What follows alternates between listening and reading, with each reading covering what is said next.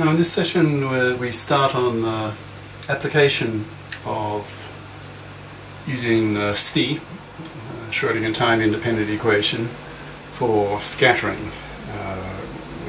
But before we do that, we need to make some assumptions in the model.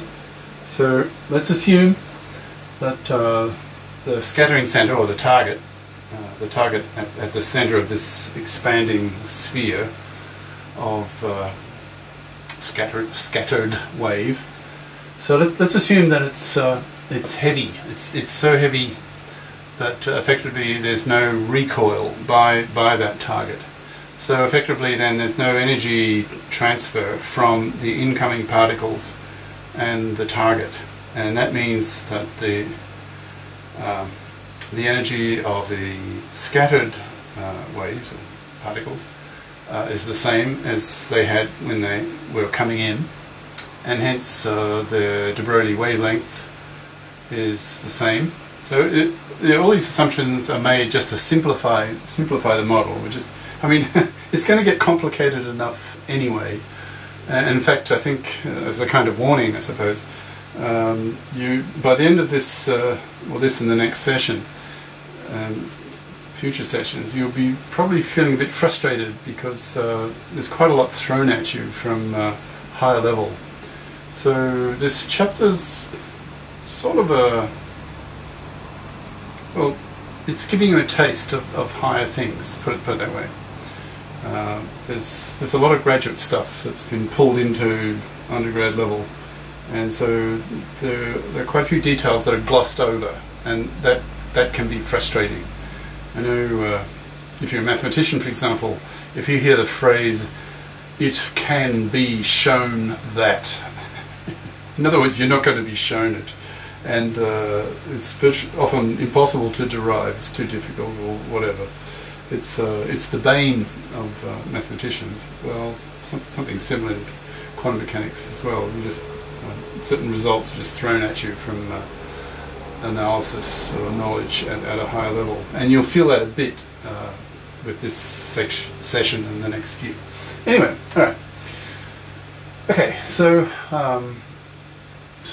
this session and the next one will be, and a few more, will be solving the STI, the Schrödinger time independent equation. Okay, so we assume the target is heavy, the energy of the incoming particles the same as the energy of the outgoing particles, and hence they have the same wavelength. But the oscillation, those outgoing waves will have a different phase. Remember, the phase is just where in that single cycle are you? Like if at time zero let's say a cyclic oscillation is here, then one period later it's back to where it was. So the phase is where like it's some angle between 0 and 2 pi, let's say. So your phase is, where is it in that single cycle? That's your phase, right? So as these particles come in, they'll be decelerated. If they're going to be deflected, they'll be, let's say, decelerated.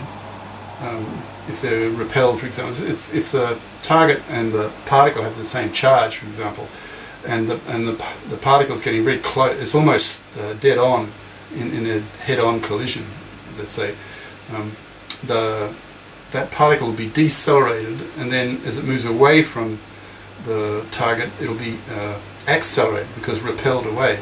So that deceleration and acceleration tends to change the phase of the oscillation of the particle. So the wavelength stays the same because there's no energy transfer. So the energy before collision and after remains the same. Hence the momentum's the same, and hence the de Broglie wavelength is the same.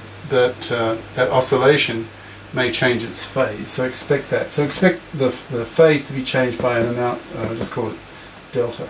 Now, in this model, we're trying to keep it fairly simple.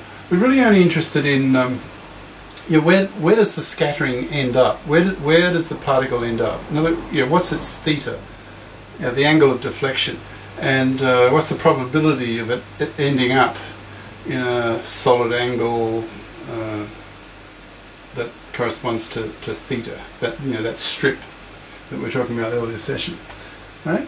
So we'll model effectively just two waves. There's the incoming wave, which is modeled as it's like a wave front, just a single frequency wave coming in, and then the scattered wave we'll model as a kind of modified spherical wave, and of this form. So again with superposition, basic postulate of quantum mechanics, we just add these two waves.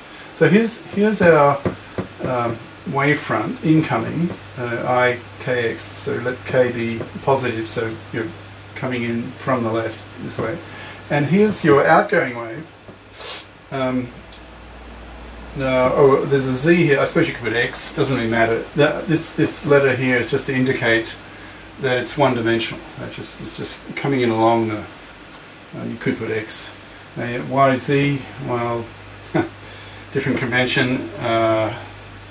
Also an angular momentum theory where this tends to go. Often you talk about the z-axis, but it doesn't really matter. Just think of that as a one-dimensional axis. All right, now here's your scattered wave, and it's a spherical wave. So its amplitude will decrease with distance. So it'll decrease with r, and that's intuitive because this is an amplitude. This is a wave function.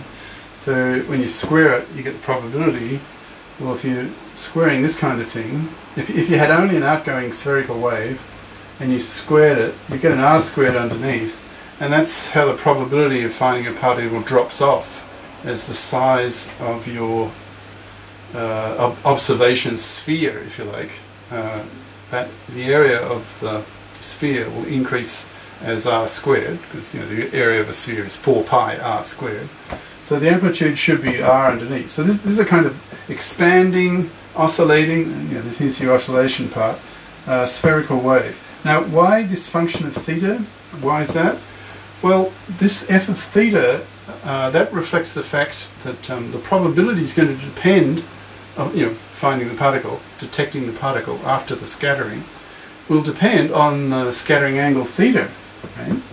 So here's your oscillating spherical wave, modified, if you like, by a factor that depends on the theta. Now, the greater this angle here, the smaller f is going to be.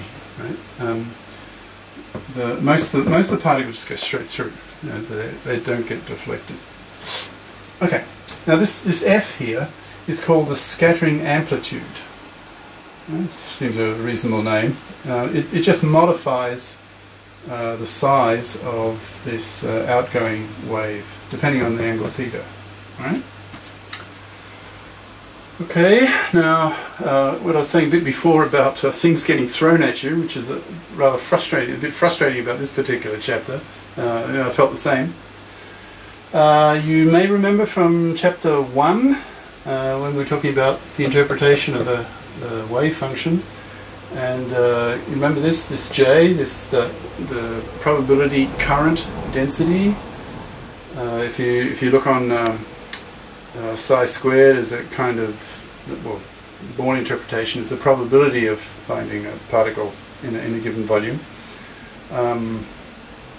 Then you can look on that probability as a kind of compressible fluid, which the fluid moves around, changes with time and space. So you can talk about flow, you can talk about flux, current flow, and we found a formula for it.